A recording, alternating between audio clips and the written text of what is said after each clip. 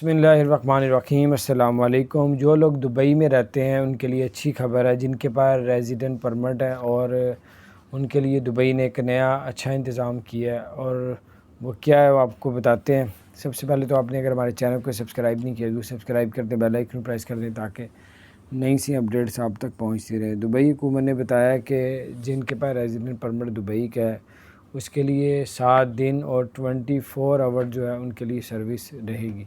वो 24 घंटों में कभी भी कोई भी इंफॉर्मेशन, कोई भी काम जो है जो रेजिडेंट परमिट वाले हैं वो करवा सकेंगे।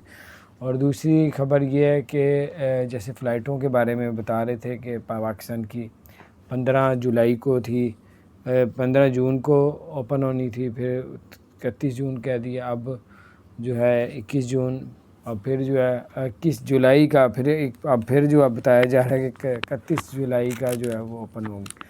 तो बाहर ये कुछ अभी आस्ता आस्ता ही पता चलेगा क्या सूरत हाल बनती है। दूसरा, जो लोग एक्सपो 2020 में शामिल होना चाहते हैं उनके लिए एक ख़बर है, दुबई ने कहा है कि वो लोग जो हैं अभी से बुकिंग करवाएं और एक दिन की जो 24 घंटे की होटल की बुकिंग है, यानी कि एक्सपो में जाने के लिए होटल की बुकिंग अभी से करवा लें। 1000 दिरहम की जो है बुकिंग है और 24 घंटों का, यानी कि जितने दिन आप 10 दिन रहते हैं तो वो 10,000 दिरहम की आपकी वहाँ पे होटल में रूम के चार्जेस होंगे जो एक्सपो के करीब करीब है।